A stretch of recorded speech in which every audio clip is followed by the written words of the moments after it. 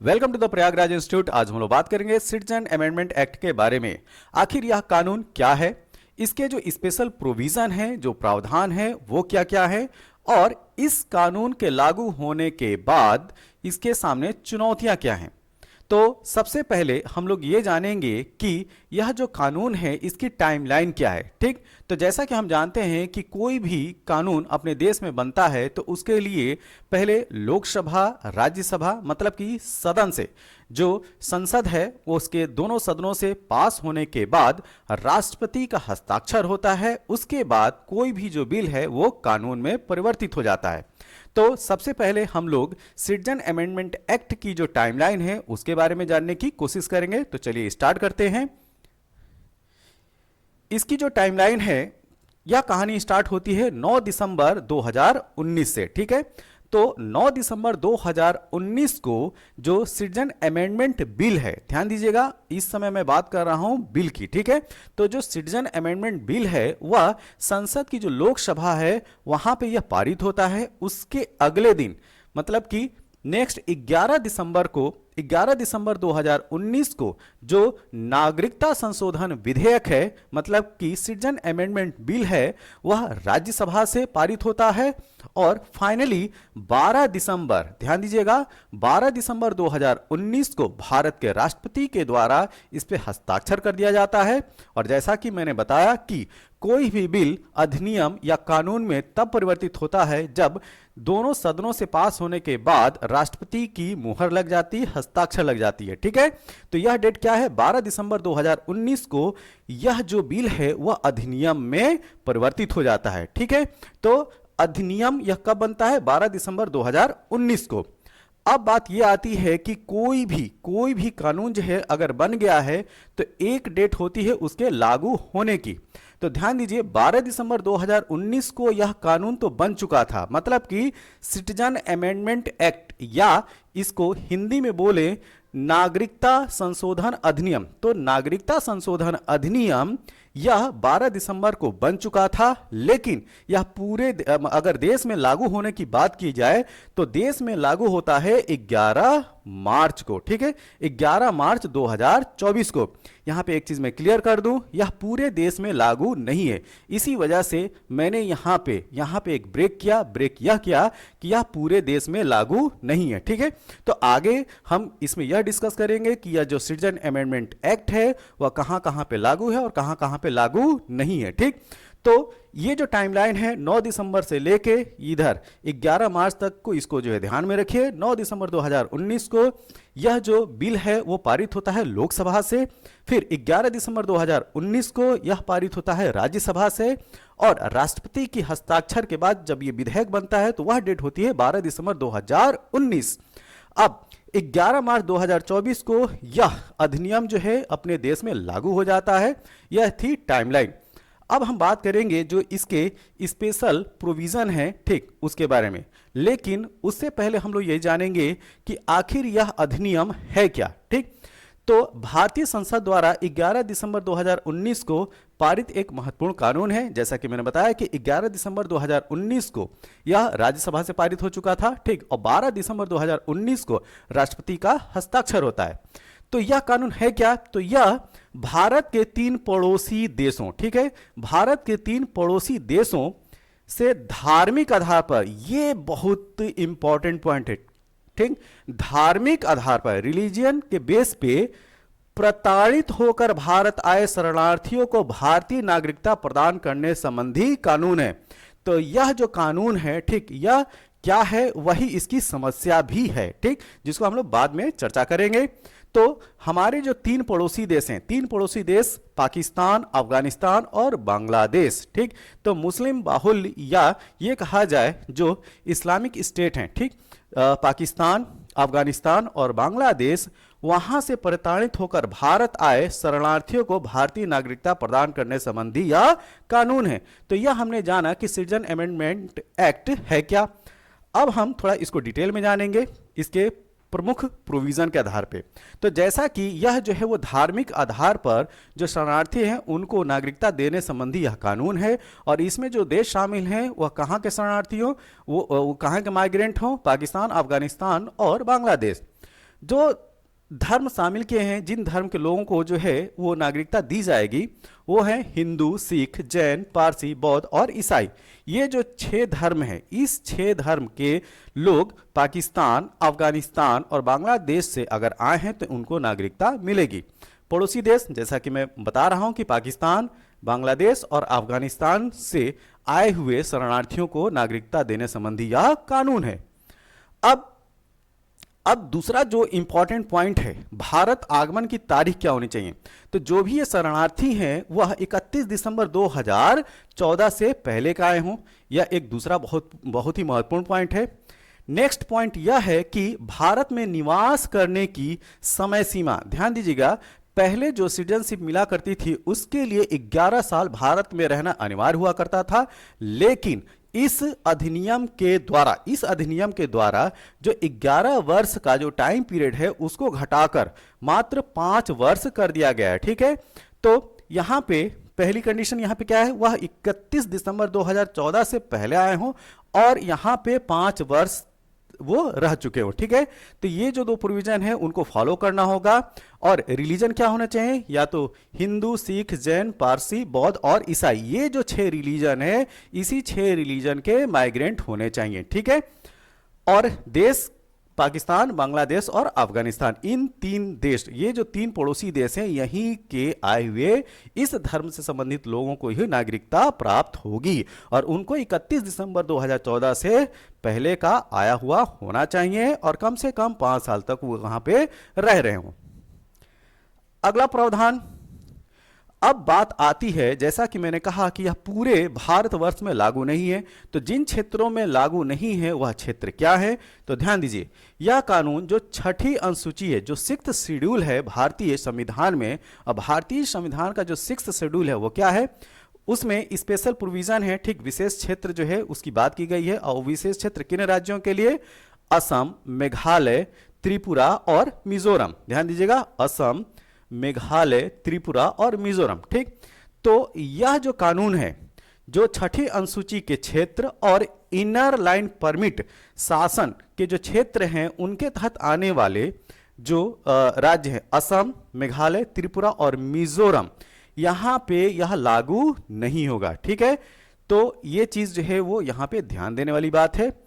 इसके साथ नागरिकता देने का कानून है। ठीक है, ये जो है बहुत ही ध्यान देने वाली बात है। यह जो कानून है, जो भ्रम फैलाया जा रहा है कि इससे किसी की नागरिकता चली जाएगी, तो यह भ्रम है। यह कानून जो है नागरिकता देने वाला है।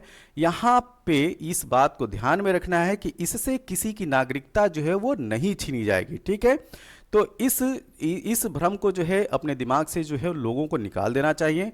इस कानून के तहत किसी की नागरिकता जो है नहीं जानी है।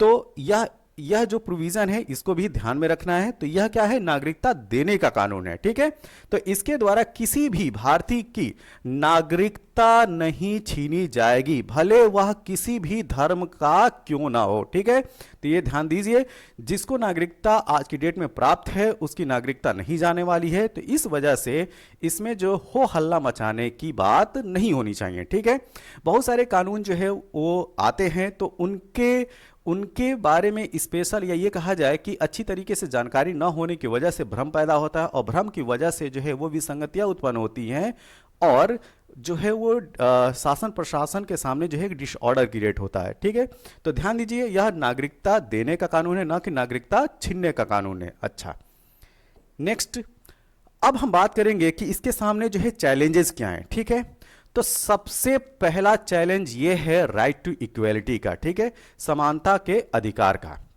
क्योंकि जैसा कि हमने बताया कि इसमें केवल 6 धर्म के, मतलब कि 6 धर्म कौन, हिंदू, सिख, बौद्ध, पारसी, ईसाई और जैन। ठीक है, ये जो 6 धर्म हैं उन्हीं के लोगों को नागरिकता दी जाएगी।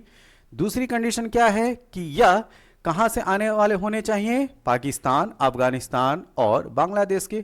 चलिए, तो यहां पे एक चीज यह है कि यह राइट टू इक्वेलिटी, जो समानता का अधिकार है, वह अनुच्छेद 14 के अंतर्गत आता है। और राइट टू इक्वेलिटी यह कहता है कि वह नागरिक मतलब भारतीय नागरिक हो, मतलब कि इंडियन सिटीजन हो चाहे विदेशी हो, उसमें जो है भेदभाव नहीं करेगा। तो यह जो सिटीजन अमेंडमेंट एक्ट है वह जो है वो भेदभाव कर रहा है किसके आधार पर? इसमें जो है वो राइट टू इक्वलिटी जो फंडामेंटल राइट है उसको जो है वो वायलेट कर रहा है। तो एक बात ये हो गई। दूसरी बात ये है कि इसमें जो धर्मनिरपेक्षता का जो सिद्धांत है, ठीक है, जो प्रियम्बल है उसमें धर्मनिरपेक्षता, ये कहें कि पंथ निरपेक्षता की जो बात की गई है उस बात का भी इस अधिनियम में उल्लंघन है, क्योंकि मुस्लिम, ठीक, इसमें जो मुस्लिम रिलीजन है उसको नहीं शामिल किया गया है, जो अन्य रिलीजन है उनको शामिल किया गया है। तो यहाँ पे जो मुस्लिम रिलीजन के जो लोग हैं उनकी जो बात है वह यह है कि यहाँ पे जो 6 रिलीजन है उनको अगर नागरिकता दी जा रही है तो हमें धर्म के आधार पर हमें क्यों नहीं नागरिकता मिल रही है, ठीक है। तो भारत के संविधान के अंतर्गत अगर हम लोग बात करें तो राइट टू इक्वलिटी जो कि समानता के अधिकार की बात करता है, जो भारत के नागरिकों और विदेशियों दोनों पर लागू होता है, ठीक है। तो समानता का जो अधिकार है वो भारत के नागरिक और विदेशियों दोनों पर लागू होता है। दूसरी बात यह है कि जो प्रियम्बल जो प्रस्तावना है उसमें धर्मनिरपेक्षता, यह कहें पंथ निरपेक्षता की जो बात की गई है उस बात का भी उल्लंघन है, ठीक है। तो ये पॉइंट है, ये चैलेंजेस। अगला चैलेंज ये है कि उत्तर पूर्व से संबंधित मुद्दा, ठीक है। तो जो नॉर्थ ईस्ट है, ध्यान दीजिएगा, जो नॉर्थ ईस्ट है उसका मुद्दा यह है कि यह 1985 के असम समझौते, जो असम एकॉर्ड है उसके अगेंस्ट में है, ठीक है, उसके विपरीत है। तो असम एकॉर्ड क्या है? जिसमें 25 मार्च 1971 के बाद बांग्लादेश से आने वाले अवैध जो इलीगल माइग्रेंट है, जो अवैध प्रवासियों हैं, उनको निर्वासित करने संबंधी प्रावधान था, ठीक है। तो जो बांग्लादेशी, जो इलीगल बांग्लादेशी हैं, ठीक, इलीगल माइग्रेंट है बांग्लादेश से, उनको जो है निर्वासित, मतलब कि देश से जाने वाला, मतलब कि वो देश से जो है वो जाए, ठीक है। तो ये जो इलीगल माइग्रेंट हैं उनको निर्वासित करने वाला ये समझौता था। और यह समझौता क्या था? इस समझौते के अंतर्गत जिसमें 25 मार्च 1971 के बाद बांग्लादेश से आने वाले जो अवैध प्रवासियों को निर्वासित करने संबंधी प्रावधान था। और यह इसके विपरीत है क्या? सिटीजन अमेंडमेंट एक्ट क्या कि यह जो है, जो आने वाले माइग्रेंट जो शरणार्थी हैं, ठीक, उनको सिटीजनशिप देने का ये कानून है, ठीक। और यहाँ पे जो ये असम एकॉर्ड है उनको जो है, जो इलीगल माइग्रेंट है उनको जो है बाहर भेजने का कानून है। तो यहाँ पे दो जो कानून है उनके बीच, कानून तो नहीं कहेंगे, ये एक समझौता था, एकॉर्ड था। तो सिटीजन अमेंडमेंट एक्ट जो है इस पर डोमिनेंट होगा, तो ये चीज़ ध्यान में रखना है। तो सिटीजन अमेंडमेंट एक्ट इस चीज़ को देखते हुए हाल फिलहाल में जो असम, मिजोरम, त्रिपुरा और मेघालय है वहाँ पे लागू नहीं हो रहा है। और खास तौर से जो वहाँ पे जो छठी अनुसूची के जो क्षेत्र हैं, ठीक है। तो इस बात को ध्यान में रखते हुए ही जो है, जो छठी अनुसूची के जो क्षेत्र हैं और इनर लाइन वाले जो क्षेत्र हैं, असम, मेघालय, मिजोरम और त्रिपुरा के, वहाँ पे यह लागू नहीं किया गया है। अगली चुनौती क्या है? यह भेदभावपूर्ण कानून है। कैसे? देखिए, अन्य शरणार्थियों जिनमें श्रीलंका के तमिल और म्यांमार के हिंदू भी शामिल हैं, उनके लिए यह कानून नहीं है, ठीक। यहाँ पे केवल 3 देशों की बात की गई है, पाकिस्तान, अफगानिस्तान और बांग्लादेश के जो शरणार्थी हैं उन्हीं को जो है नागरिकता देने की बात की गई है, न कि श्रीलंका के से आए हुए और म्यांमार से आए हुए जो हिंदू रिलीजन के जो शरणार्थी हैं उनको नागरिकता नहीं मिलेगी। अब दूसरी चुनौती क्या है? प्रशासन में कठिनाई, ठीक। जो एडमिनिस्ट्रेशन है उसके सामने क्या चैलेंज है? चैलेंज क्या है? सरकार के लिए अवैध प्रवासियों, जो इलीगल माइग्रेंट हैं और वास्तव में जो प्रताड़ित हैं, जो वास्तव में जो सताए हुए लोग हैं पाकिस्तान, बांग्लादेश और अफगानिस्तान में, उनमें प्रशासन को डिफ्रेंशिएट करना, उसमें जो है भिन्नता साबित करना या अंतर देखना जो है वो उसके लिए चैलेंज है। इसमें पता ही नहीं चलेगा कौन वास्तव में जो सताया हुआ है और कौन जो है वो इलीगल माइग्रेंट है, ठीक है। तो जो इलीगल या ये कहा जाए जो अवैध प्रवासी हैं उनमें और जो सताए हुए लोग हैं उनमें अंतर करना प्रशासन के लिए चुनौती है, ठीक।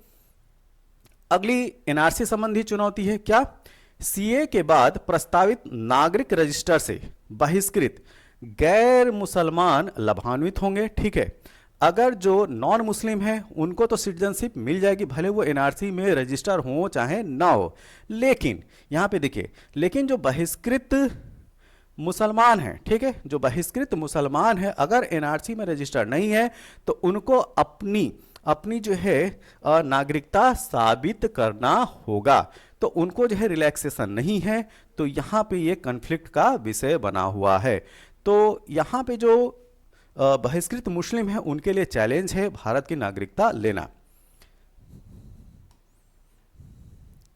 अब जो बहुत सारे राज्य हैं, ठीक, खास तौर से अगर बात किया जाए पश्चिम बंगाल, केरल और तमिलनाडु, और साथ में अभी जो दिल्ली के जो मुख्यमंत्री हैं अरविंद केजरीवाल, उनको भी जो है इस कानून के लागू होने से समस्या है। ठीक है, तो पश्चिम बंगाल की मुख्यमंत्री ममता बनर्जी, केरल के मुख्यमंत्री पिनराई विजयन और तमिलनाडु के मुख्यमंत्री एमके स्टालिन जो है इसके विरोध में, साथ में दिल्ली के जो मुख्यमंत्री हैं अरविंद केजरीवाल, उनका भी जो है वो विरोध है। ठीक, तो इन लोगों का खासतौर से अगर मैं अरविंद केजरीवाल जो दिल्ली के मुख्यमंत्री हैं उनका मैं जिक्र करूं तो उनका कहना यह है कि जो वर्तमान सरकार है अपने देश के जो यूथ हैं, ठीक, अपने देश के जो नागरिक हैं उनको जो है रोजगार नहीं दे पा रही है, उनके रहने के लिए व्यवस्था नहीं कर पा रही है, उनके रहने के लिए घर नहीं दे पा रही है, जो बेसिक फैसिलिटीज़ होनी चाहिए पानी बिजली की उसको नहीं पूरा कर पा रही है। तो अगर इन देशों से 1.5 से 2 करोड़ लोग आएंगे तो उनकी व्यवस्था कैसे होगी। ठीक,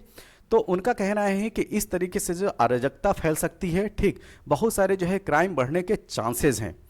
और दूसरा, अगर मैं वेस्ट बंगाल के मुख्यमंत्री इनकी मैं बात करूं तो ये जो है इनका मुद्दा ये है कि यह जो कानून है वो पूरा भेदभावपूर्ण कानून है। ठीक, और कुल मिला के बात ये किया जाए कि इनका मुद्दा ये है कि अपनों पे सितम और गैरों पे रहम। ठीक, तो ये कुछ ऐसा ही है कि अपनों पे सितम और गैरों पे रहम।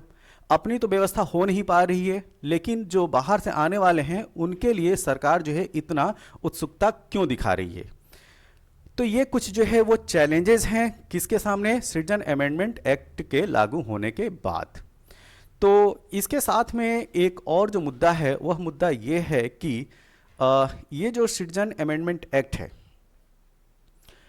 ये अभी पूरे देश में अगर लागू करने की बात किया जाए तो इसमें यूनिफॉर्मिटी नहीं है। जैसा कि अगर तमिलनाडु की अगर बात किया जाए तो श्रीलंका से आने वाले जो तमिल जो शरणार्थी हैं उनके लिए भी चैलेंजेस है, और म्यांमार से जो आने वाले जो शरणार्थी हैं भले वो हिंदू हैं लेकिन उनको जो है सिटीजनशिप नहीं मिलेगी। तो ये जो कुछ महत्वपूर्ण तथ्य थे वो सिटीजन अमेंडमेंट एक्ट से संबंधित थे। ठीक, यह वीडियो आपको कैसा लगा, जैसा भी लगा हो आप अपने सुझाव जो है कमेंट बॉक्स में ज़रूर दें, और इस वीडियो को ज़्यादा से ज़्यादा लाइक करें, शेयर करें और चैनल को सब्सक्राइब करें। तब तक के लिए थैंक यू, धन्यवाद।